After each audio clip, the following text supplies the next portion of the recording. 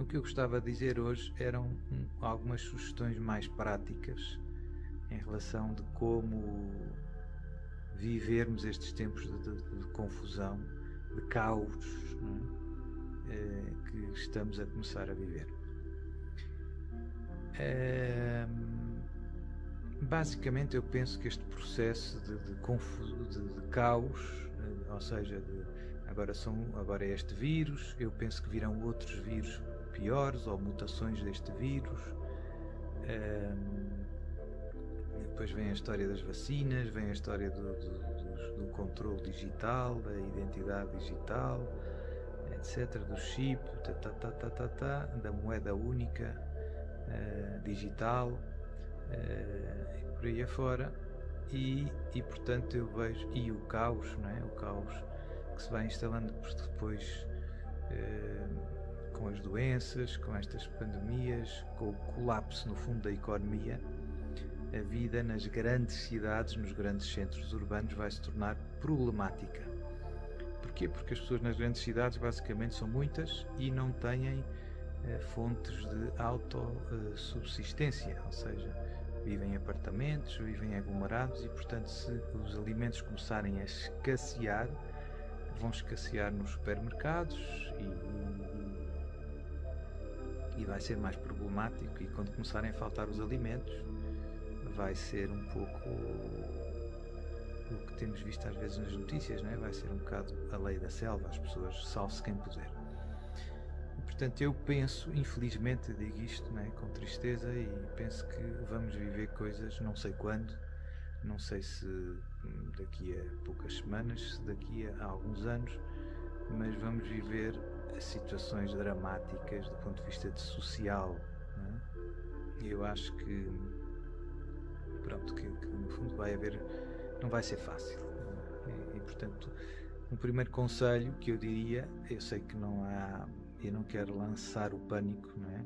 Pelo contrário, mas quero ajudar os meus irmãos na fé e sobretudo prepará-los dentro do possível. Eu sei que não está tudo, há muita gente que não tem muitas alternativas, mas é bom a gente saber o que aí vem, porque isso ajuda-nos a não ser apanhados desprevenidos, não é?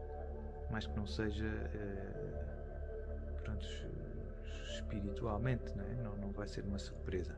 Pedir a Deus a graça de sermos fortes, a parte espiritual, como eu dizia, a perseverar na fé é o mais importante de tudo, não é? Vai haver muitos mártires, na minha opinião, mas pedir a Deus a fortaleza, a graça de sermos, não negarmos Jesus, não renegarmos Jesus, não é? Aconteça o que acontecer, mas depois vai haver outras coisas menos importantes, mas difíceis também. A fome, não é? Fome, falta de alimentos, escassez de todo o tipo, não é? Colapso da economia, etc, etc. Portanto, a vida nas cidades vai se tornar muito complicada, não é? Portanto, a primeira sugestão, ou uma sugestão prática que eu nunca dei assim abertamente, é evitar, quem puder, ou começar a arranjar alternativas, não estar nos grandes centros urbanos, porque quando as coisas se complicam, ou se complicarem mais brevemente ou mais daqui a uns tempos, vai ser difícil, não vai ser possível, não é? Vai ser a lei da selva.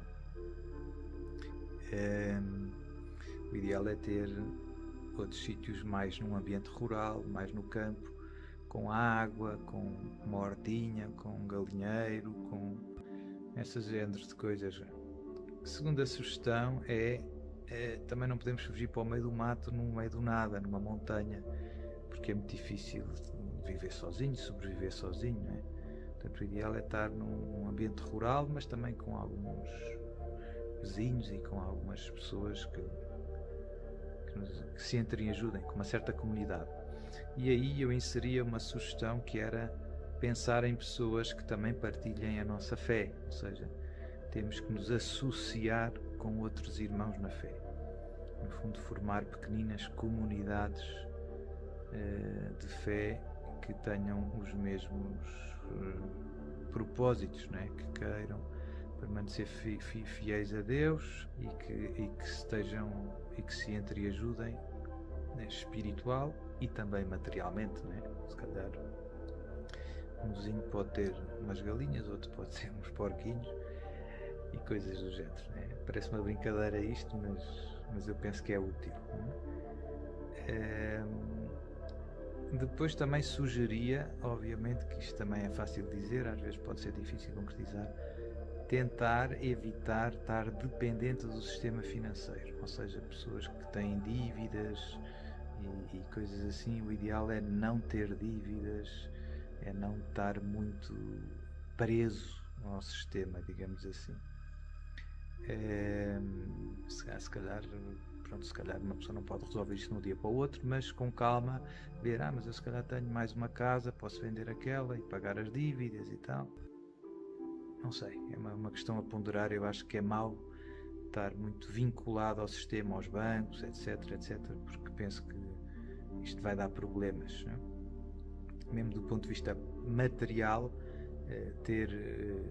a minha sugestão é não ter as poupanças, digamos assim. Há pessoas que têm a sua reforma e as suas poupanças da sua vida, etc.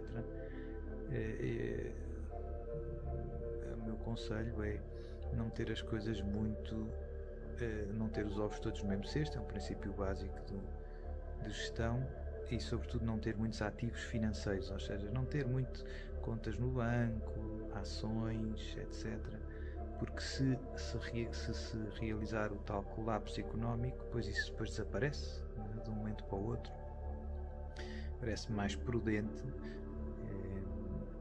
e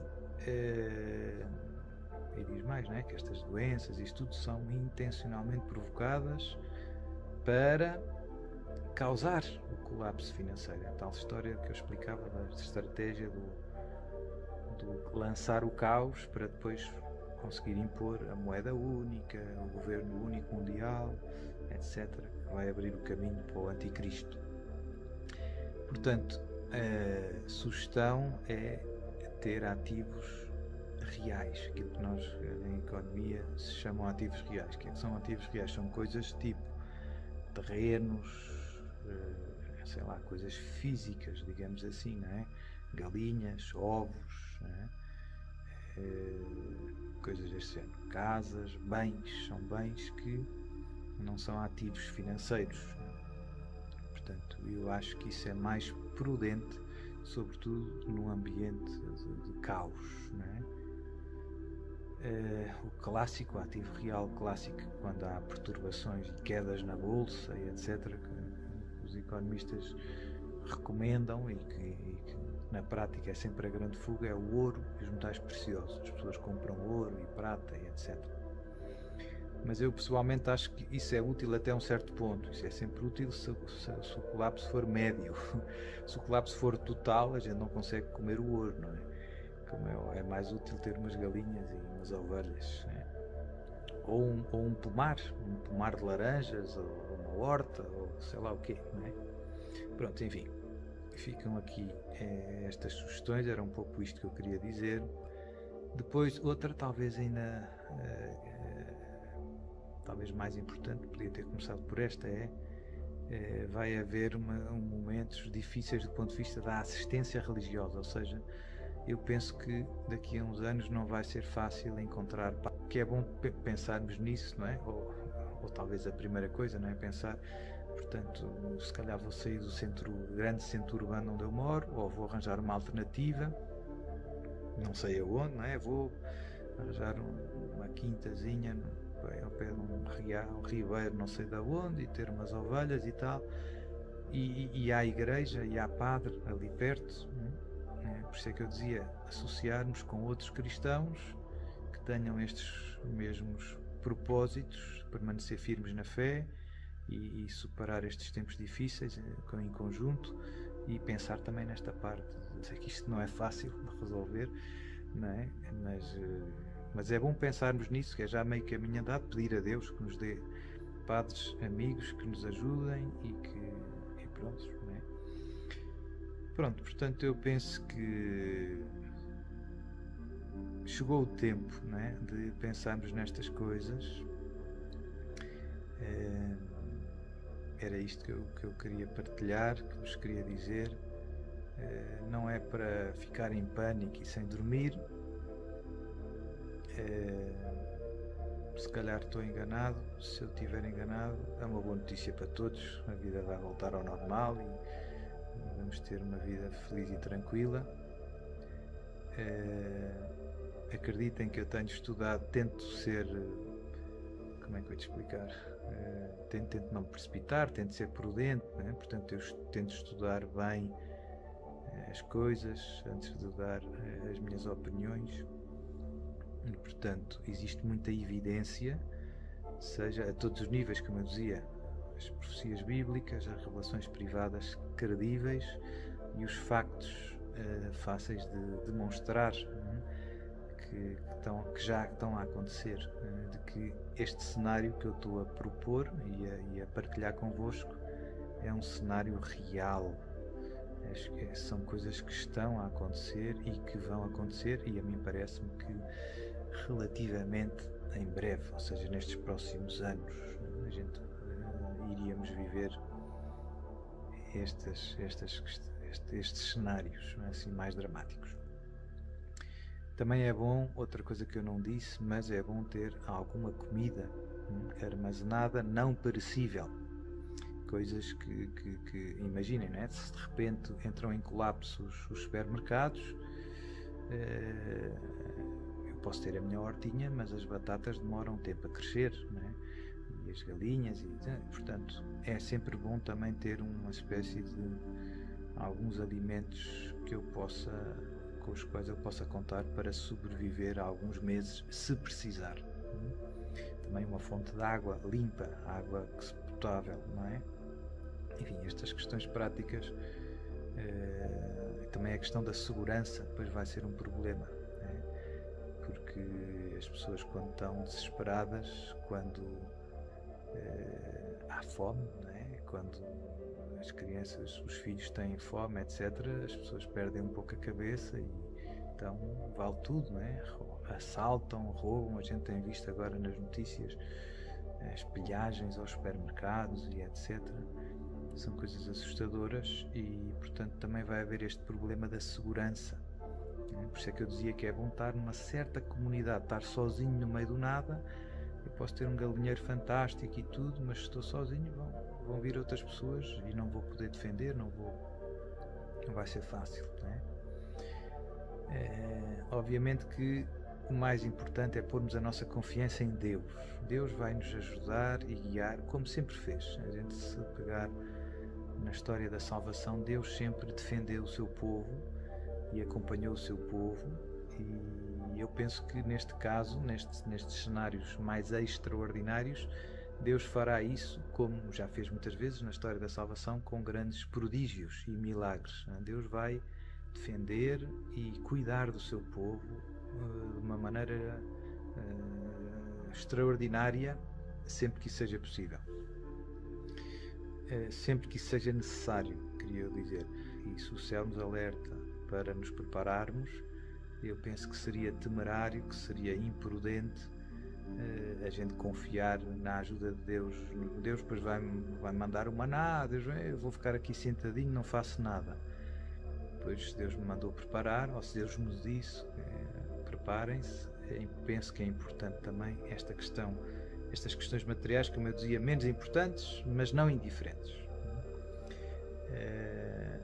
Portanto, pronto, já dei várias dicas. No fundo, vamos voltar a um estilo de vida muito simples, rural, mais do campo, mais em contato com o campo, mais comunitário, com outras pessoas, e pronto. E penso que era isto que eu gostava de dizer hoje. já tenho isto no coração há muito tempo, há muitos anos, podia dizer. E pronto, não sei porque é que o céu hoje é que me empurrou, digamos assim, deu um beliscão. E aqui estou. Portanto, continuamos unidos em oração e Deus nos dê a graça de sermos fiéis a eles até ao fim, custa o que custar. Como eu dizia, eu penso que vai haver muitos mártires, mas o martírio é uma graça que renova e que sempre renovou a Igreja, e Deus vai suscitar também grandes santos nestes anos difíceis do reinado do Anticristo. Também vai ser duro para os crentes, já falei disto em alguns vídeos, quando, à medida que a apostasia dentro da Igreja avança, que muitos cristãos no fundo renegam na prática a sua fé e os dogmas da fé, vai ser cada vez mais incómodo, mais difícil, mais complicado para os verdadeiros fiéis permanecer firmes na fé, porque não é a tal perseguição interna, não é só os de fora que nos querem complicar a vida, mas é também às vezes os de dentro onde menos esperamos, não é? Portanto, pedir a Deus a graça da fortaleza e ficar em paz, não é? Não vale a pena. Deus vai nos dar todas as graças necessárias para permanecermos firmes na fé e fiéis a eles até ao fim. Vai ser duro, mas vai acabar bem. Vai vir no fundo um tempo de grande fervor religioso, de grande santidade. Enfim, mas esse novo capítulo, essa nova etapa da história da salvação, não virá sem antes estes tempos de prova, estes tempos de luta, estes tempos, digamos assim, mais fortes, nos quais também Deus intervirá de uma maneira mais evidente, mais contundente, para que os homens mudem de vida. E pronto. Eu já disse, como eu digo, eu desenvolvi muitos destes temas noutros lugares. Quem quiser pode ir procurar. Hoje o que eu gostava de partilhar eram estas questões mais práticas, mais materiais, talvez certamente menos importantes, mas não queria que ninguém ficasse. Eu não gosto muito de assustar. As pessoas podem ficar assustadas e em pânico. Eu vejo que algumas pessoas reagem assim. Pânico não é uma reação cristã, é sinal de pouca fé. É importante a gente ter noção da seriedade dos tempos em que vivemos, da gravidade das situações em que nos encontramos, mas ao mesmo tempo, e portanto que nos preparemos, que não sejamos levianos, nem imprudentes, nem ingênuos. Isso não é o que Deus quer, mas também que continuemos em paz, basicamente, porque no fundo Deus está do nosso lado, ou nós estamos do lado de Deus, melhor dizendo, né? E portanto está tudo bem. Mas se calhar vou ser mártir, vou-me dar um tiro na cabeça, e então, isso é mau? Se tens fé, se tu tens fé, será que isso é mau? Portanto, no fundo mesmo, era o Evangelho agora do domingo, não é? Não temais aqueles que matam o corpo, mas não podem matar a alma. Não temais aqueles que matam o corpo, mas não podem matar a alma. Deus nos abençoe a todos, nos encha da graça do Espírito Santo, e que eles possam usar para que à nossa volta os nossos irmãos,